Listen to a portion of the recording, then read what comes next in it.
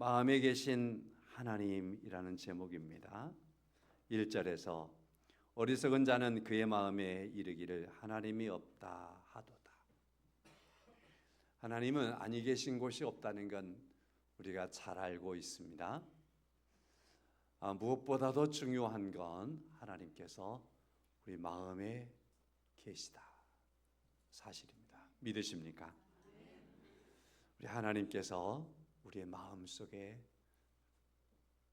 한시도 떠나지 않고 항상 계십니다.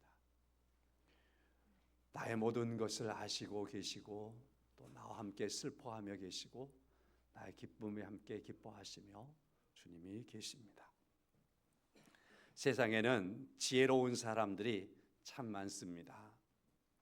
저 사람 참 지혜롭다. 그런 생각을 했는데 또 언젠가 그 사람을 지켜보는데 참 어리석네. 그렇게 평가되는 때도 있습니다. 그래서 지혜롭다라고 하는 기준이 뭘까? 또 어리석다라고 하는 기준이 뭘까? 이런 부분들이 좀 생각이 되더라고요. 어떤 문화의 차이, 환경의 차이, 이런 상황들이 때로 그 사람을 지혜롭다라고 평가하기도 하고 또 같은 일을 하지만 그 모습을 보면서 어떠한 다른 문화권에서 바라보면 진짜 어리석은 사람이다. 어리석은 행동을 하고 있다. 이렇게 생각할 수도 있겠다 하는 거지요. 영리하고 똑똑하고 정말 뭔가를 잘하는 사람들, 전문가들도 보면은 그 전문성을 발휘하는데 온 국민들을 분노케 할 만큼 이상한 짓을 하는 경우도 있거든요. 그렇게 지혜롭다 평가를 했는데 저 사람들이 저렇게 어리석었나 그런 생각을 할 때가 있습니다. 누군가가 나에게 이 어리석은 사람아 이렇게 말을 한다면 그 어리석은 사람이라는 말을 들을 때 참 감당하기 어렵지요. 자존심도 상하고 자존감도 떨어지고 어딘지 모르게 저속 깊은 데부터 화가 치밀어 오르고 견딜 수 없을 것 같은 오래도록 지워지지 않는 그런 감정이 일어나는 것이 이 어리석은 사람아 그런 평가를 받을 때입니다. 성도 여러분, 누군가가 내 사랑하는 가족에게 아니 그보다 내 사랑하는 자녀에게 어리석다라고 말하면 부모로서 차라리 내가 어리석다라는 말을 듣는 게 낫지. 자녀들이 그런 말을 듣는 건 더욱더 감당할 수 없는 것이 부모들의 마음일 것입니다. 그래서 우리 모든 성도님들과 모든 가족과 여기에 계신 우리 모두가 다 세상 살아가면서 어리석다라는 말은 저 멀리 떼버리고 지혜로운 사람아, 슬기로운 사람아, 모든 일에 참 옳게 살아가는 사람이다. 이러한 일컬음이 이러한 복이 있기를 축원합니다. 5월달에 어리석은 존재라고 하는 어떠한 지표가 되는 건 안 좋지 않습니까? 우리가 지혜로워야 되겠다. 하나님의 지혜가 함께 하시기를 축원합니다. 자, 그런데 사람들만 이렇게 어리석은 사람이라고 평가하는 줄 알았는데 오늘 1절의 말씀을 보면 하나님께서도 어리석은 사람을 보는 거예요. 어리석은 자는 그의 마음에 이르기를 하나님이 없다 하도다. 하나님께서도 인생들을 보시면서 어리석은 사람이 있는 것을 보시는 거고 어리석다라고 일컬은다라는 사실입니다. 어리석은 사람은 누구일까라고 하는 거지요. 사람들의 기준은 아까 말씀을 드린 것처럼 여러 상황들을 가지고 어리석음과 지혜로움을 판단하겠지만 최소한 오늘 본문의 말씀을 통해서 우리가 보는 하나님께서 보실 때 어리석은 사람은 누구이냐라는 겁니다. 그것은 그의 마음에 하나님이 없다 하는 사람입니다. 하나님이 없다. 자, 그러므로 다시 생각하면 여기에서 하나님을 예배하는 사람은 최소한 하나님이 있다. 하나님이 내 안에 계시다. 하나님의 존재성을 수용하고 받아들이고 믿는 사람들이다. 그러므로 우리는 어리석은 사람이 아니고 슬기롭고 지혜로운 사람들인 줄로 믿습니다. 항상 자존감을 놓지 마십시오. 세상 모든 사람들이 다 나를 어떻게 말하더라도 전지전능하신 하나님께서, 거룩하신 하나님께서, 모든 것을 창조하신 창조주 하나님께서 계시다라는 사실을 내가 믿음으로 말미암아 하나님은 나를 절대로 어리석다라고 하지 않으신다. 하나님은 나를 지혜로운 자, 존귀한 자라고 여기시고 계시다.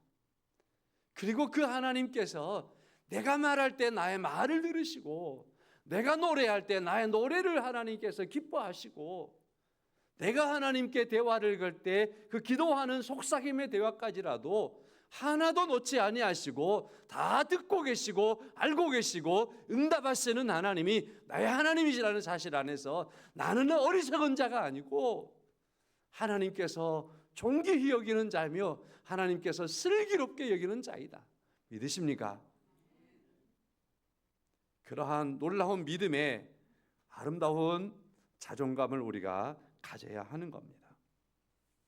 찬송가 120장은 오 베들레헴 작은 꼴이라고 하는 찬송입니다.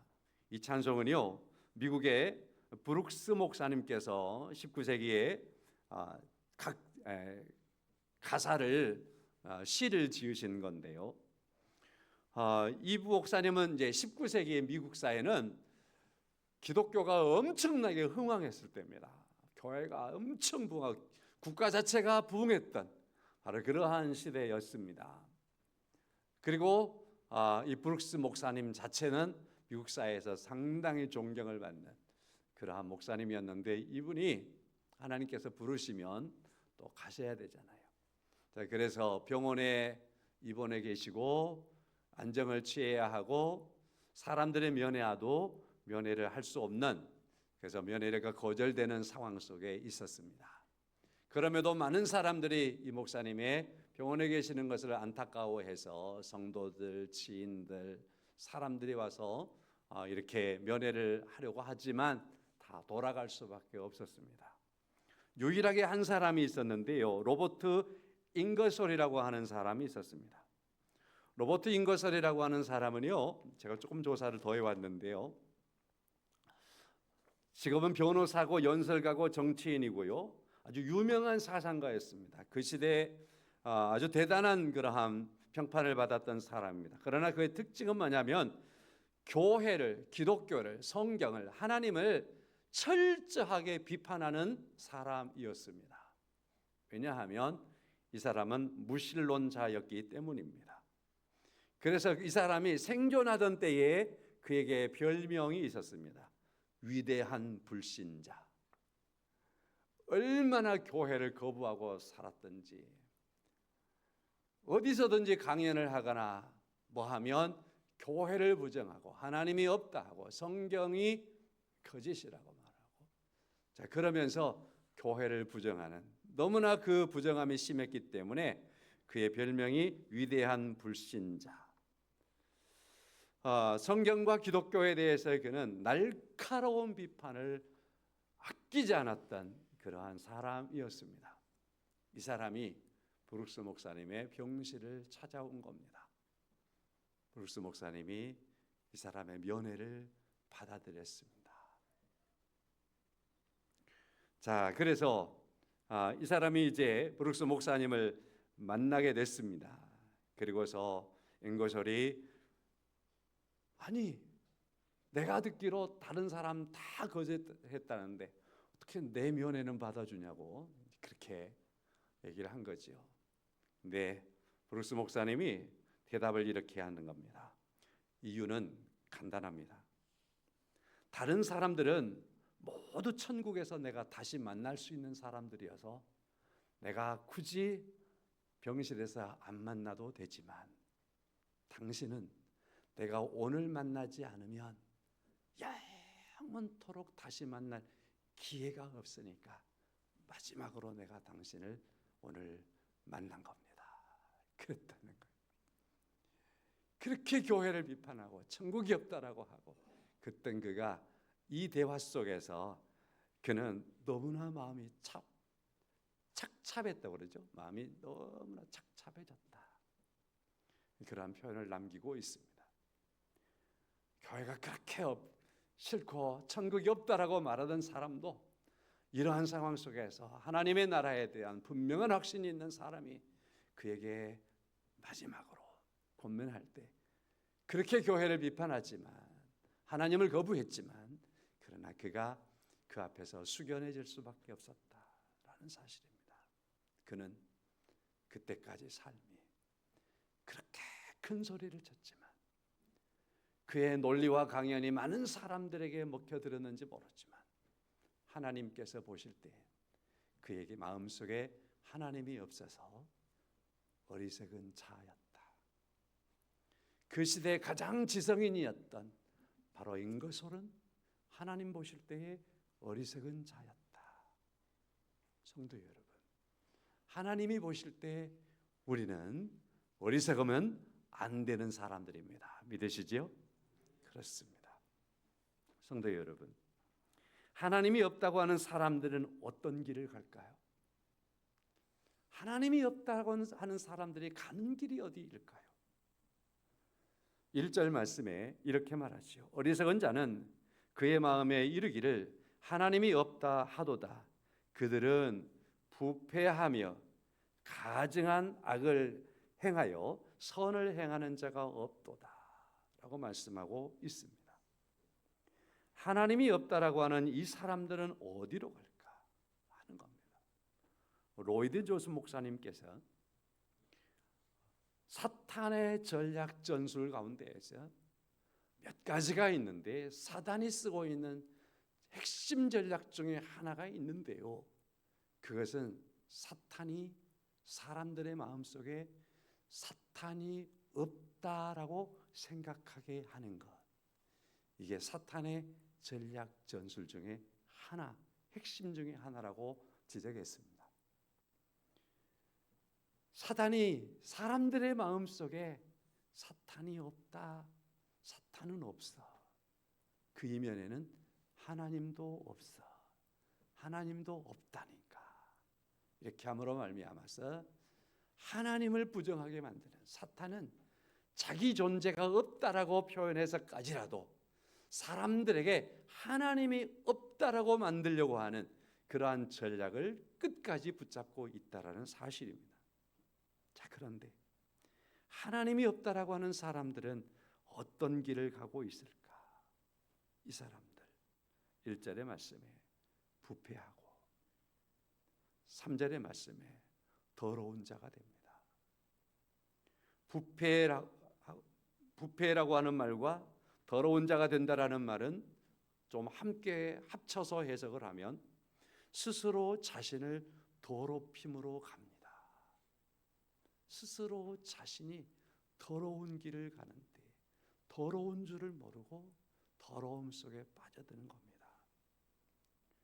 하나님이 없다고 생각하는 사람들은 어떤 일을 할까? 계속해서 1절 하반절 말씀에 가증한 일을 행하여, 가증한 일을 행한다. 근데 이 가증하다라는 또 다른 말은 혐오라는 말이에요. 혐오하다, 혐오스럽다, 그런 말 아시죠? 그래서 가증하다 이 말은 혐오라는 말과도 같습니다. 3절 말씀에 선을 행하지 않는다. 혐오스러운 길을 갈지언정 선한 길을 가지 않는 사람이 하나님이 없다라고 하는 사람의 가는 길이다. 그렇게 말씀을 정리할 수 있습니다. 3절의 말씀을 보면 각기 물러가 함께 더러운 자가 되고 선을 행하는 자가 없으니 한 사람도 없도다. 그리고 4절 말씀에 죄악을 행하는 자들은 죄악을 행하는 자라고 말씀을 하고 있습니다. 자, 3절의 말씀을 다시 가만히 들여다보면 이 말씀은 죄의식이 없는 사람의 모습입니다.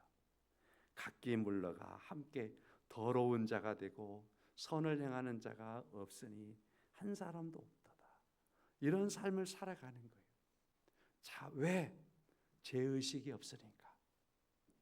죄인으로서 계속해서 죄를 짓고 있는데 그 죄의식이 없다라고 하면 얼마나 수렁 속에 깊숙이 들어가겠습니까?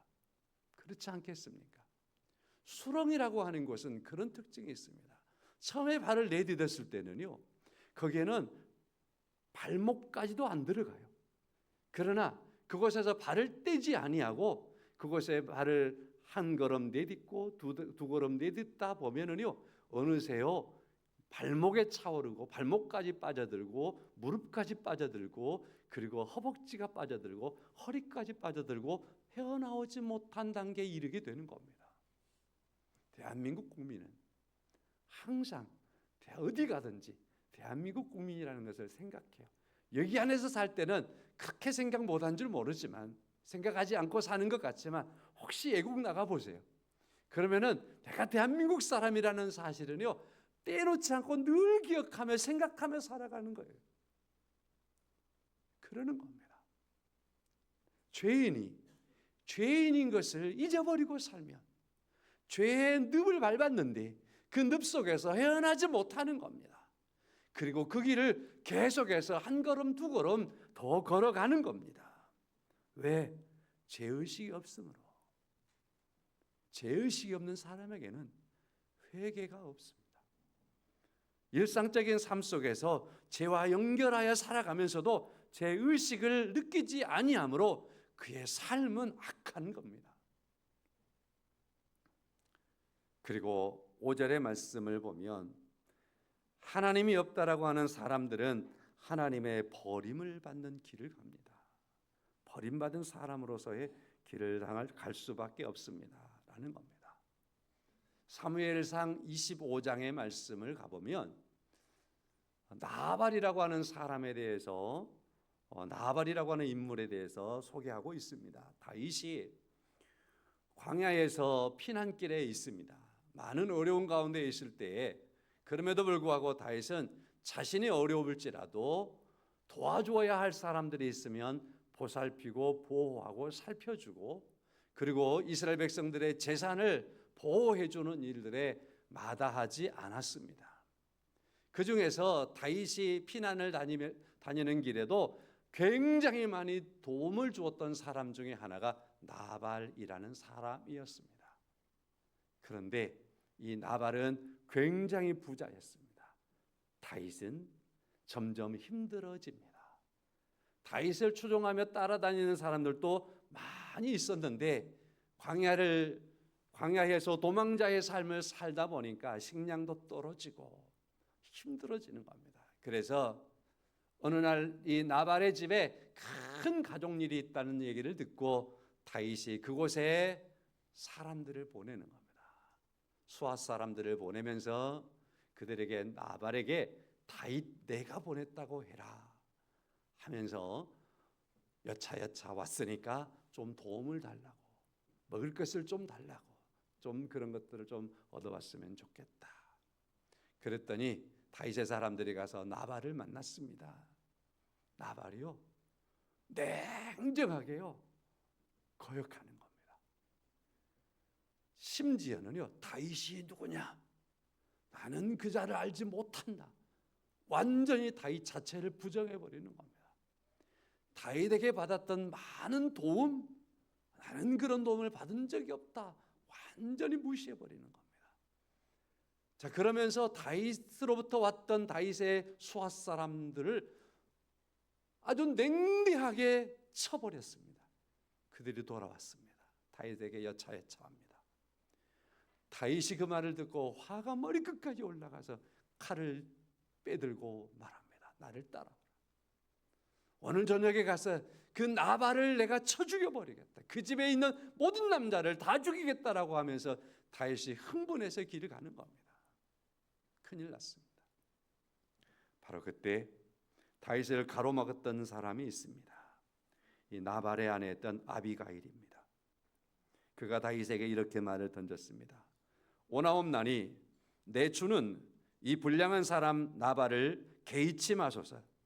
그의 이름이 그에게 적당하니 그의 이름이 나발이라. 그는 미련한 자니이다. 여종은 내 주께 보내신 소년들을 보지 못하였습니다. 그의 아내였던 아비가일이 다윗에게 자기 남편에 대하여서 말하는 겁니다. 불량한 사람입니다. 불량한 사람 나발을 개의치 마십시오. 그의 이름이 그에게 적당합니다. 그의 이름이 나발입니다. 히브리어에서 나발이라고 하는 말은 어리석다라는 의미입니다. 이 나발이라고 하는 사람, 어리석다라고 하는 이름이 그 이름이 된 사람이 있었습니다. 나발입니다. 구약에서. 이 나발이 얼마나 어리석었습니까? 그의 어리석음이 자기 죽음을 불러왔습니다. 그의 어리석음은 욕심만을 쫓아갔습니다. 그의 어리석음은 은혜를 몰랐습니다. 그의 어리석음은 이와 같이 자기 배만 불리는 사람이었습니다.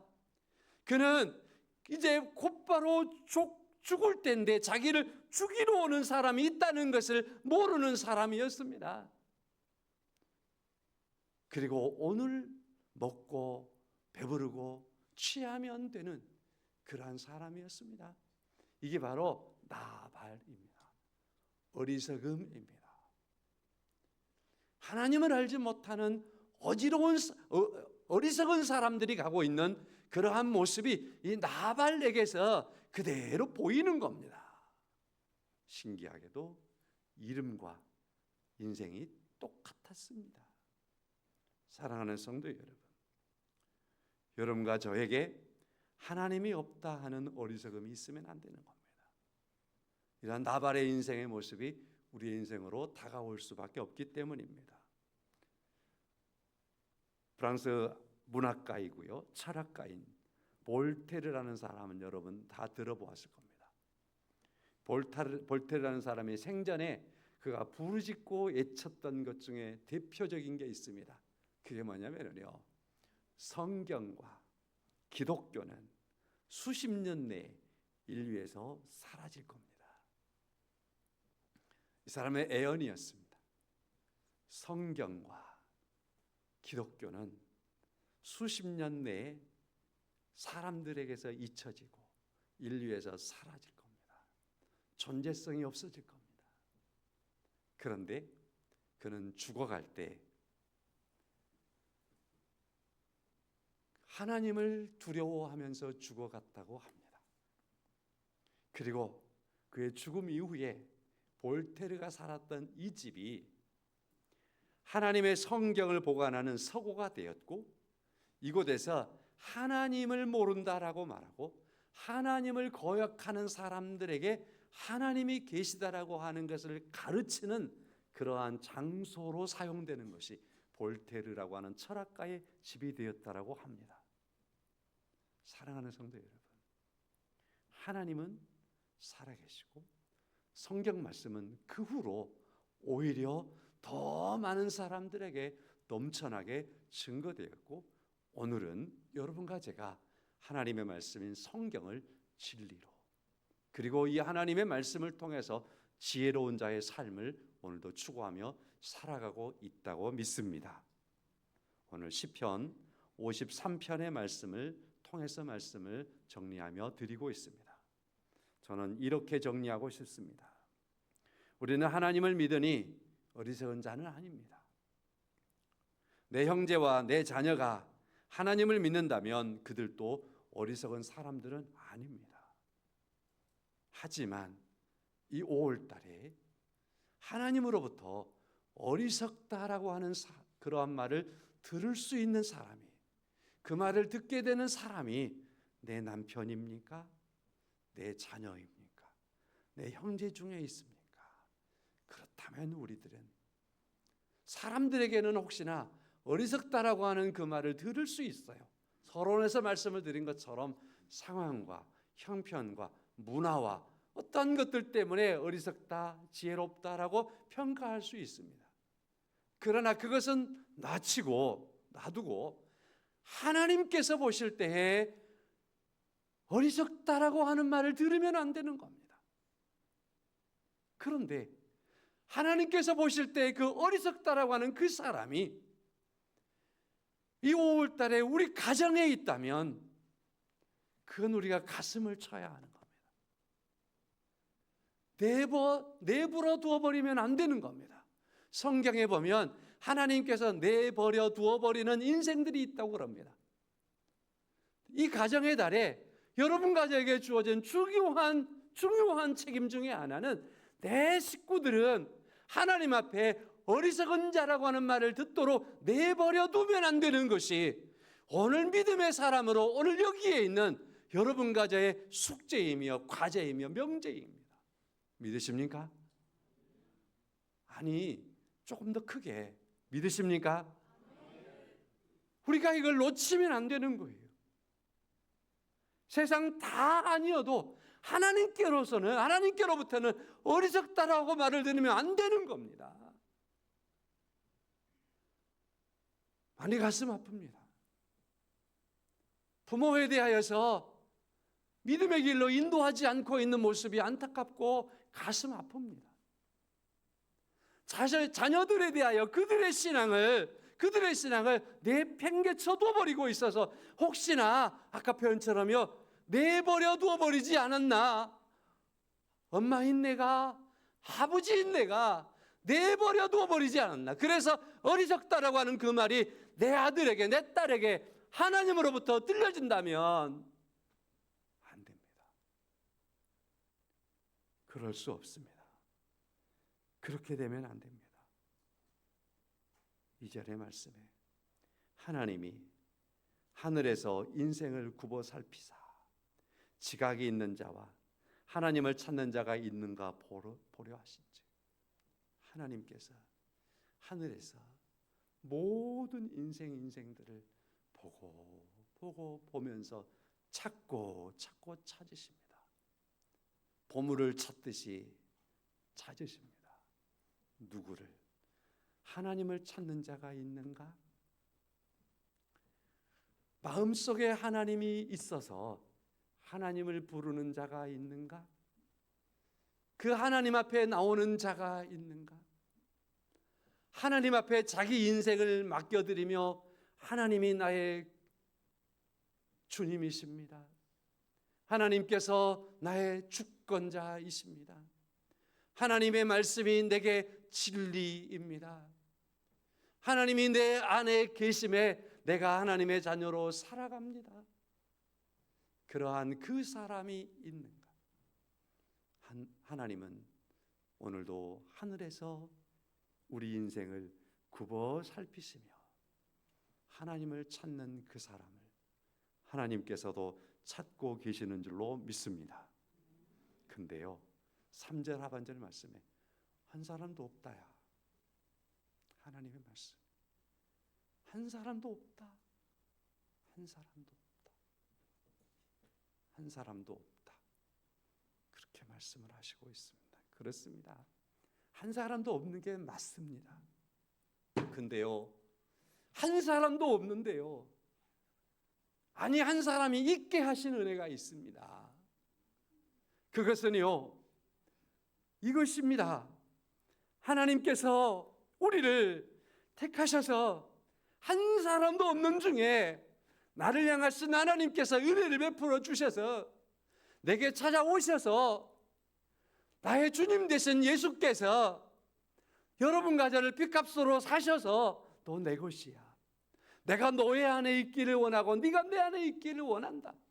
마치 포도나무가 있는데 가지와 나무가 함께 붙어 있는 것처럼 너와 내가 그처럼 갈라지지 아니하고 잘라지지 아니하고 하나가 되어 있기를 원한다라고 하시는 하나님의 은혜로 우리를 주님께서 구원하셔서 이제는 하나님을 찾는 그 한 사람이 여러분과 제가 되게 하신 줄로 믿습니다.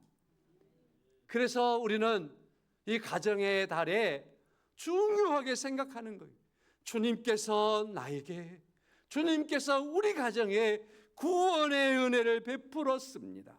6절의 말씀, 시온에서 이스라엘을 구원하여 줄 자가 누구인가?